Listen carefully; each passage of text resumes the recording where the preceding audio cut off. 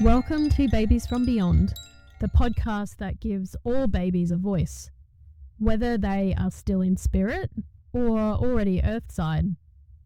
I'm Lauren Dionysius, a former registered NICU nurse turned baby soul communicator, and I'm here to share the wisdom of today's babies to guide you on your motherhood journey.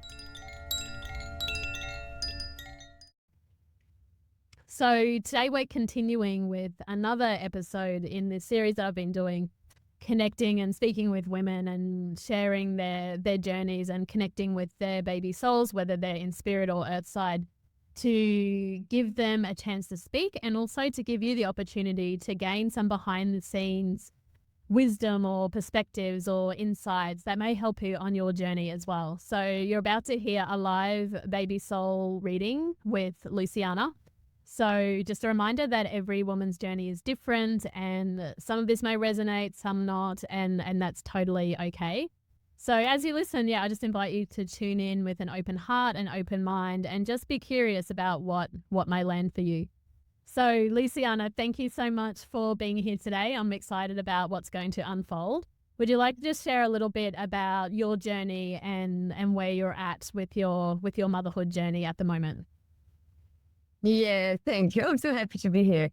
I think if you would be having this conversation like 15 years ago, would be a very different conversation. I would be telling about all the dreams that I have of building a family, and having children. And I think I do have a very maternal instinct in me. I get it from my mother. Like caring is one of my natures, so to speak. And the thing is that I have been single for a long time, and I am 38 years old now.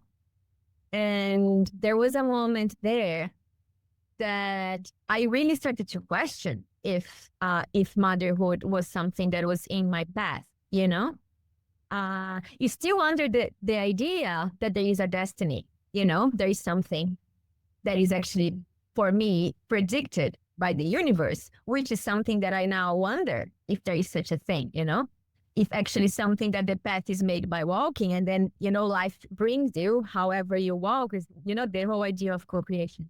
Anyway, in the last, I think maybe 5 years, maybe 3 years, I realized that this dream is no longer mine, And I wonder for many times if this dream was ever mine, or if it was dream, or I was sold into this dream.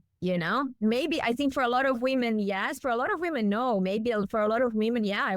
It's my baby, it's my life, it's my family. But I was wondering, for me, the things that came with this wonder, actually, when I realized, it's funny, right? So first, okay, I had this dream. Then I realized, okay, is this dream mine? Maybe not. But then the wonder came, am I challenging the nature of this dream because I gave up on the hope? Because basically I realized that maybe it's not the path for me, or maybe because I never found a guy that would be my guy, that would be a good father for me. So maybe it's better that I give up this whole idea and I grieve this whole process. So I think this is where I am right now, asking myself, is already the time to grieve it? Was my dream or not my dream? And if it was my dream, I gave up this dream because I don't believe it in anymore, because it's just not something that I believe, actually, that I have the belief that it will happen for me.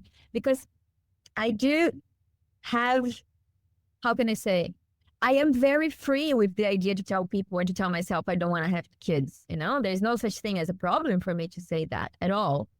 But yeah, I think that's the moment that I am right now. I have a lot of dreams with babies, they are my babies. And in these dreams is the biggest love that you can feel. So yeah, I think this is the state that I am right now. Yeah. Yeah, thank you so much for sharing that. I resonate with so much of what you said personally as well. So another question for you, have we had, again, just for full disclosure, have we had any previous sessions before this one? Yeah, we had this a little one where when I asked, I kind of asked you a little bit about this. Basically, I asked you, is baby or still on my bed? And you told me, and I remember that when I read your message, I cried, that you told me that my soul has other priorities, but still can still be in the table, which was such a beautiful answer because it's kind of summarized, what I was, the wonder that I just shared right now. Yeah. Yeah, amazing. Thank you. All right, well, I'm going to take some time now just to tune in. And I'm excited to see where today's session's going to go, because I think it's going to be really, really beautiful and really interesting. So let me just call in the souls and I'll be back.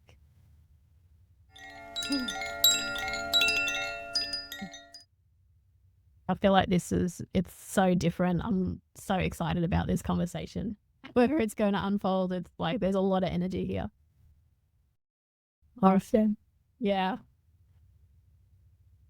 It's funny, like I feel like it's the beings, the guides, the souls are like already here. Like it's really interesting when I call them in. It's like I open my eyes. It's like I pull the veil or peek behind the veil when I do this work, and it's like this whole crowd of beings and souls and guides. They're waiting. So I'm really excited with where this is going to go. So Luciana, do you have any questions in particular or anything that you'd like to focus on specifically with this session? Yes, I think like given what I just told you just before, like all these wonders, if it's my path, if it's not my path, if it's something that is my value, if it's something that is societal's value, or if it's something that I just gave up because I don't have hope anymore. I think if you tune into all these wonders, what would come to you? Yeah. Yeah. Because what it feels like to me is that it actually feels like your soul is communicating with you. And I feel like part of your journey at this time is, or what sorry, there's like so much information coming at me. It's like hard to know where to start. But like what I'm feeling with these baby souls around you is I actually feel there's a lot around you. I actually feel the presence of a lot of children around you. And I feel like that is, these are the souls that are coming to you in their dreams. It's like the love that you have for them is real. The love that they have for you is real. And I'm just like getting goosebumps all over now. But like what I feel so strongly, and oh God, it really makes me emotional, because I feel like this is part of my role, my soul's role as well, is it's like these babies, and these are all babies from the future. I don't feel like any of them have landed here on the earth yet, but they're saying, we need women on the earth who are not our mothers. We need women on the earth who are not here to be mothers in the traditional sense. We need, there's this feeling of like, we need women who are not our mothers. We need women to support us outside of that space, outside of that dynamic, that we can learn from, grow with, expand, who can nourish us, who can support us in different ways, in different roles. So it's like there's this whole crowd of them who are sharing this almost like in unison, like together. It's like this collective energy in this collective space. And so what I'm really feeling for you is like your soul has been able to, the image that I'm getting is like, if you think of, a tree or a seed that you plant in the ground, and it's breaking through the soil. It's been like nestled in there. It's been dormant in there, and it's like it's growing. It's like it's sprouting, it branches and it's flowers, and there's this sense of blooming. But the way it feels to me is it's like it's your soul coming through you. It's your soul blooming through you. It's your connection to your own soul and your own purpose that has started to become clear and has started to really kind of plant itself in you and make itself really known to you. And I think in any situation, not just in this realm, but in anywhere in life where we feel that we're going a particular direction and then we say life has other plans for us, I feel like it's our soul has other plans for us. Yeah. This process of like a course correction that we need to do, which comes with a sense of loss and a sense of grief. And because I've felt the same. Like I thought I'd be married with 3 kids by the time I was 30. That was literally my life plan until it didn't happen. And to me, it's been such a strong desire for children. I've always loved children, feeling the connection with them, like loving children. But then it also, like, as I got older, and it was probably my mid-30s, where I started to realize, like, actually, I think that's society's dream. I think that's what society expected of me. I think that was what was expected of me as a woman in this world. And what I realized is that it was the same thing for me. I felt my own soul came back to me or reconnected to me, and I'm like, no, I love babies. I love children with my whole heart. But I'm here to support them in different ways beyond the traditional biological role.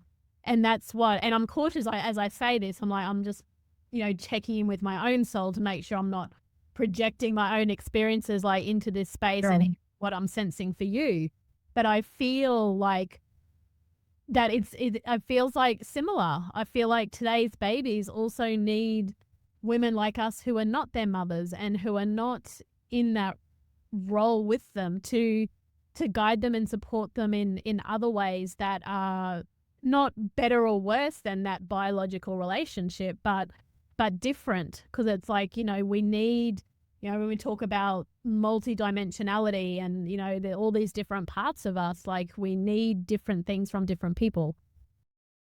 So yeah, any questions around that, or how does that land for you, or what comes up for you around that? Yeah, it comes a lot. But let me ask you this. When you say that the babies need women, that they are not their mother, you mean babies on earth, right? They have their own mothers, but they also are nourished by women they are not. That's what you mean, Yes. right? Yes. So I'm saying the ones who are coming through today, I feel like these are all future children who are planning to come to earth through, biological mothers or through adoption or, donate like egg, sperm, embryo donation, all of these things. So I feel like these are people who are coming to earth. So they will have a mother of some type, whether it's a biological mother, like a foster mother, adoptive mother, like whatever it may be. But I feel like these children are all like, we need support beyond that as well. So they're future children who, when they're here on earth, they need other women in their life, whether it's aunties or friends of their mothers or teachers or guides or other women in other roles in their life who can teach them things in a different way. I don't know if that makes sense. It's hard to Yes. I'll make a question that is a very difficult question to answer. And I am pretty sure that nobody on this planet have the ultimate answer to this. But I would love to hear your view, which is basically the idea if there is a predestination or if we create our own path, right? And I really I think that's the question of a lifetime, right? I think whoever thinks knows this answer, it's probably diluted. But what is your view? For you as a person, and again, not knowing if it's the right answer or the wrong answer, but what do you think is your view of like, are women, or let me correct that, are some women already predestined to be a mother, and or are some women predestined to not? Yeah, I think it is a really difficult question, and I can't pretend to know the truth of that for everyone. I think there's no right answer that it's like it's predestined or it's not predestined. I do, however, feel that there are some women who come into this life before they even come into this life, and I do believe our souls have things we want to learn and things we want to grow through and things we want to expand into or things we want to practice or all of these things. Right. I do feel that our soul comes to the earth with, we can call it a plan, but it's quite loose, as in, I don't believe that everything is set in stone. I don't believe that we come to earth and we're like robots that are following some divine predestined plan. But I do believe that we have like things that we want to explore or discover or learn more about or these sorts of things. And then I think on earth, then it becomes what you mentioned at the beginning around like a co-creative thing where it becomes a combination of like divinity or universal powers or energy, and us as humans and our own soul, where we can call different experiences onto our path to give us the opportunity to learn, grow, expand, discover, explore these things that our soul wanted to come and do. That's how I see it. But I do feel that there are definitely, I do agree with soul contracts or soul agreements that are, I guess, for want of a better word, you could say predestined. But I also believe that everything is changeable. Like, I think if that's one thing I have to take from my human life or learn, is that change is inevitable. Like, nothing stays the same. Yeah. The best laid plans always change, all of these things. And I do believe that in spirit as well. And I do believe that we can have a plan, if you like, before we come to Earth, but then we get here and maybe we change our mind, or maybe we want to go through door B instead of door A like we initially thought. And so that's what I think, as humans, we also have free will to make different decisions. Yeah, I don't know if that's really an answer, because I agree. I don't know. No, it is. To be honest, it is exactly what I believe as well. I think, like, I mean, not even from my spiritual perspective, for me, it's quite kind of logical that we come with a blueprint. Not the entire house, but the blueprint, because the blueprint is before you. It comes from generations that are creating the blueprint. So when you were born, there is a sentence from Gabor Mate that I love. He says, we construct the world with our minds, but before our minds create the world creates our minds. Right? Before we have any choice in the matter. And I think that's it. Like, we are, for instance, I am born from a family with only women. My mother has 4 daughters. These daughters have daughters, and these daughters have daughters. It's only women. It's a very maternal family. So, of course, I understand that my desire to be a mother is before me. It's part of, where I'm born. I live my life completely different from the entire rest of my family. I left Brazil when I was 29. I am gone ever since. So, of course, my desires change. So, exactly as you said, there is a blueprint, but it is reprogrammable, right? According to our life choices. Yeah. And there is something that actually gives me a lot of, let me call, comfort or peace on my mind when I think about this whole motherhood journey, that I think we live in a society that is very goal oriented and not value oriented, right? As in, like, what I am going to get. So let's say, and by the way, I'm not saying that to diminish the dream of any woman to be a mother, because it's, of course, such a beautiful and valid and nature at work, right? It's beautiful. But I think that, like, one thing is, like, okay, I want to have children, but when you understand what are the values that are associated with motherhood, which is caring, protection, love, nourishment, those are the values, right? They're associated with motherhood. And these values, they are at our disposal at every day, at every moment, right? So if you are values oriented, you get to mother reality by being in alignment with these values. And that's, for me, at least in this moment of time, is what gives me a little bit of a breath of fresh air, Yeah, absolutely. I love that. And I find, very similar to me myself as well. Like, I'm also very, like, nurturing person. Like, I love to share. I love to give. I love to help people, as a nurse for like 20 plus years. And so that's very innate in me. It's something that I really value, and it's important to me. But I've also learned, I'm 45 now, and I'm not feeling that I will be a mother in this life. And it was a huge grieving process for me to go through. But as I've come out the other side of that now, it started in my mid-30s and took me a few years. But now I'm feeling like, exactly as you say, like, my values and those things that I, in many past lives before this one, have put into building families and raising children and all of these things. And again, it's beautiful and it's so needed. And like you said before, I do not want to diminish the motherhood journey in any way. But if there are, any of you who are listening who may be questioning the motherhood journey, know that there are other ways to use, as you said, Luciana, those values that you have in other ways. And now I use my heart, the caring energy that I have, the compassion, all of these things. I can now pour that still into babies and children and their families, and it just looks different to me now. But I still feel so much fulfillment and contentment and purpose with that. And I feel that's what my soul came to learn, is it's like, how can I use these qualities and these values in other ways that I can still support babies and children, but differently. And and it's by connecting to those values that you mentioned and then being able to use them in other ways that I feel like my soul came to. It's like, you can have this life off of having children, but you will be supporting them, but in different ways, in the more non-traditional ways.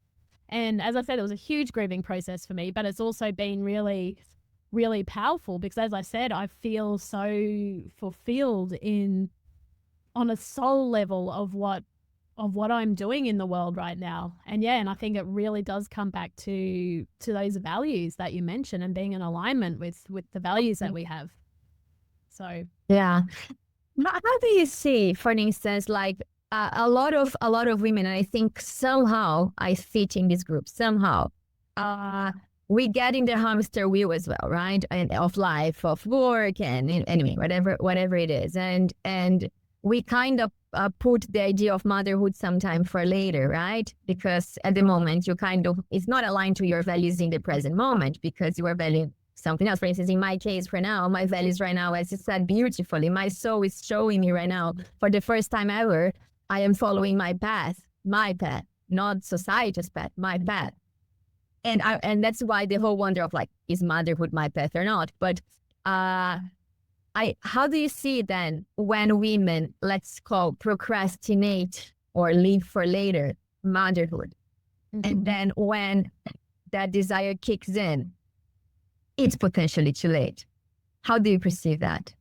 Yeah, it's a difficult one because I do think that, women in our society and our values are changing. It used to be that, you'd finish school maybe, or finish school at 15, and then you'd have a boyfriend or a partner, and you'd get married and you'd have children, and it was very, like, the priority of children happened very early. But these days, because women have more, kind of want to say freedom or more choice around how their life goes, and with so many women choosing like education or travel or career and all of these things that they are prioritizing, as you say, like, I know when I was 30, like, being married with kids was the last thing on my mind. I think I was like traipsing through Africa or something at that time. So it was not, as you say, it wasn't something that was important to me at that time. But what I do believe really strongly, and this has come through, is that if there are children who are coming to you and you are doing all of these other things first, they need you to go through all of these first in order to be the mother that they need you to be, and also the mother that you want to be to them as well. Because, I know, for example, like, if I did go down the traditional path and I was married with the first kid by the time I was 20, I would be a very different mother to that child than I would be, say, if I suddenly fell pregnant now at 45, and the mother that I am now, like 25 years later, is going to be very, very different. So the way I see it, and the way babies are bringing through this information around age, is that they actually love it that we are older by society's standards, because we have more wisdom, more experience, more emotional maturity. Especially women who have children later, often, not all, but often have a much deeper connection to their soul and their spirit, have done a lot more inner work in themselves. Not that that's a prerequisite, obviously, for having a child, but these are the children who are needing that. So they don't see it as it's too late or too old. It's like, okay, I get to have a mother. I'm calling in a mother or I need a mother who has these qualities, who is more mature, who's had more life experience, who's been able to do the things they love to do, who's been able to have that career or to go on those adventures and travel, and has been able to do those things. And then it kind of gets to a point where it's like, okay, I'm ready now, because there's no one age to feel ready. So these children they know that there's a window of opportunity, because like biologically we need to acknowledge, right, that things happen once we get in our 40s, where there comes a point where biological children will no longer be possible. They're aware of that, but they put very little emphasis on that, because what's most important to them is not the age of the mother, but the qualities that she has, the values that she has, where she's at in her life, what's important for her, being more present perhaps, or more welcoming or more supportive. It's the best way is a moment where you are close to your nature and not societal's norm, isn't it? Yes. When you're closer to home. Yeah. Yes. And you're more connected to your own truth. You're more in alignment with yourself generally through age. Of course, there are 20-year-olds out there who are very connected and in tune with their truth and their alignment and their values and all of those things. But even so, at 20, there's only a certain amount of experience on the earth that you can have by that point. So I guess, the point to all of this is that babies don't see it as a problem. We see it as a problem. Society sees it as a problem. Whereas for them, it's part of, like, they are waiting. I come across so many babies and children who are like, actually, we're waiting for you to get to your 40s, because then you can be the mother that we need you to be, and also the mother that you want to be to us, which I think is really beautiful. Yeah. Really throws society's opinions around, oh, you're 33 now, you're getting old, the clock's ticking, like all of these crazy things. Whereas I've never had that from a child. I never had a baby say, oh, too old, you left it too late, you missed the boat. Like, I've literally never, ever had that come through. And look, maybe there's children. Oh, I know. But I've never, ever had that in thousands of babies that I've connected with now. So yeah. Yeah. Oh, that's beautiful. That made me remember it. Then, like, when I talk about this whole idea of choices, right? So if coming back to what we're talking just before, if you understand that the path is made by walking and there is a blueprint, but therefore we have choices and a freedom, which is something that I particularly believe deeply.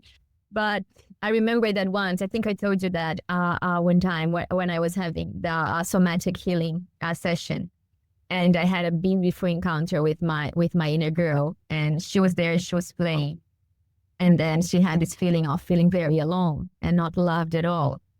And then I remembered that in that moment, I was the mother that only I now can be to her, not 5 years ago, not 10 years ago. 10 years ago, I would try to talk that kid out of that abandonment, of that not feeling loved. I would be trying to tell, no, you are loved. I loved you so much. Now, close to my 40s, when I saw that girl and she was saying, nobody loves me here, I just told her, I know. And sometimes, I'm getting emotional right now. I think that's the idea when someone is struggling. It's just one of the most beautiful things a mother does to a baby, in my opinion. When the baby's crying, she just says, I know. You're not trying to fix the thing of the baby. You're not trying to get rid of it. You're just empathizing with it, giving compassion and love. And oh my gosh, that I think that's the most beautiful thing we women can have, right? The ability to empathize with our own self. And I remember in the session that when I told her, I know, I just asked her, what do you want? And then she told me the answer that I'll never forget. She said, you can play with me, but it's my game. And I think kids, especially kids, we need free play, don't we? Because we need to just play. As adults, we compromise way too much to what society expects of us, And I think, at least, from all I'm getting from this conversation here is exactly this idea. That is our game. Yeah. Right? Yeah. There's nothing's really broken. Nothing is really lost. It's just, a whole diversity of potential journeys ahead. Yeah.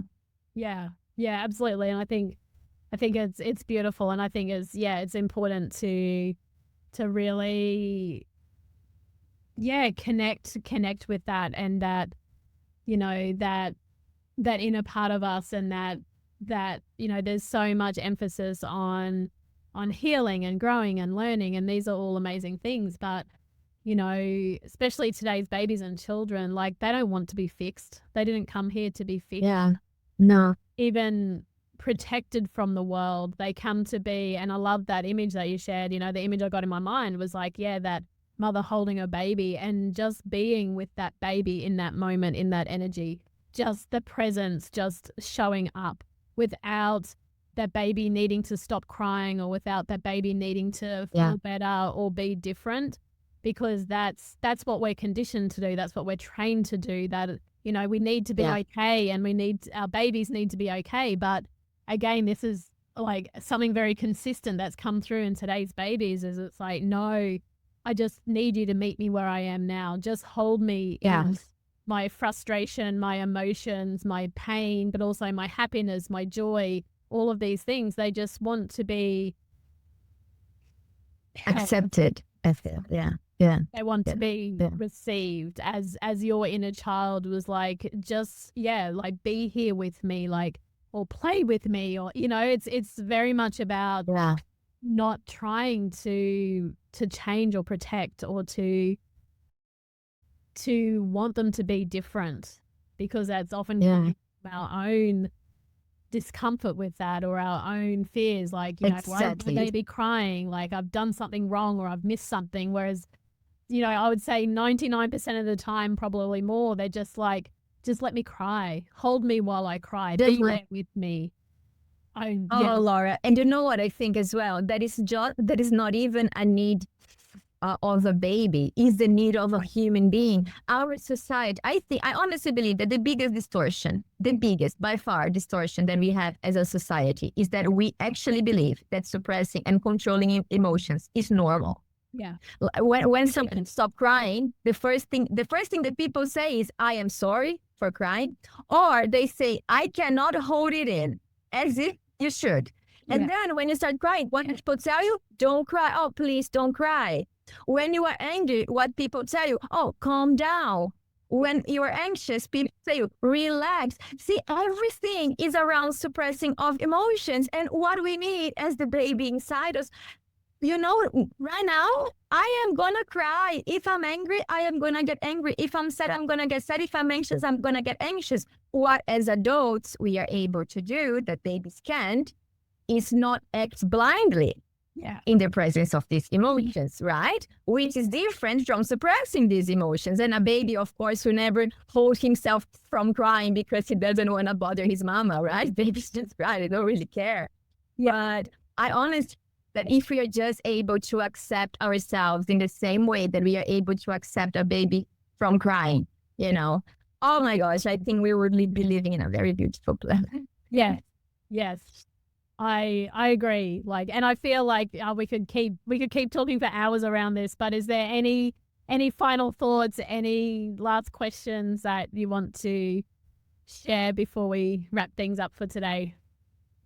No, I just want to say thank you, because this conversation is, I think of all these wonders that I was sharing with you in the beginning, it just reassured me even more that the path ahead of me is going to be created by me, and if I am able to live those values, regardless if I have a baby or if I don't have a baby, if I ever find my man or if I don't ever find my man, these values are invariably mine. Yeah. So thank you for confirming that to me. I appreciate it very much. You're so welcome. You're so welcome. Thank you so much for being here and having this amazing conversation. I felt even before I press record, I could feel the energy. So I hope those of you listening were able to feel that as well, and that it helped you in some way on your journey, whatever your journey looks like.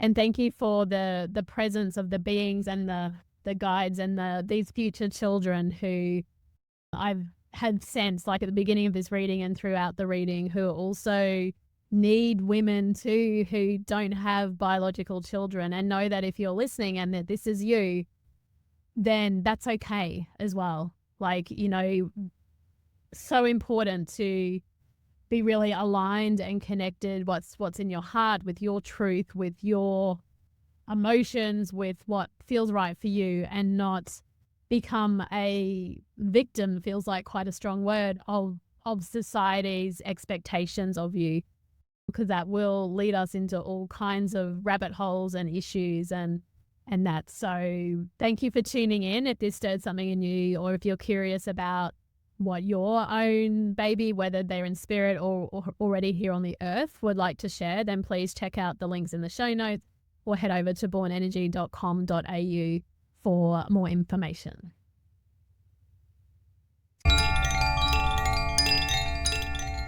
Thank you for tuning in to Babies from Beyond. If you've enjoyed this episode, I'd love for you to leave me a review just wherever you listen to your podcasts.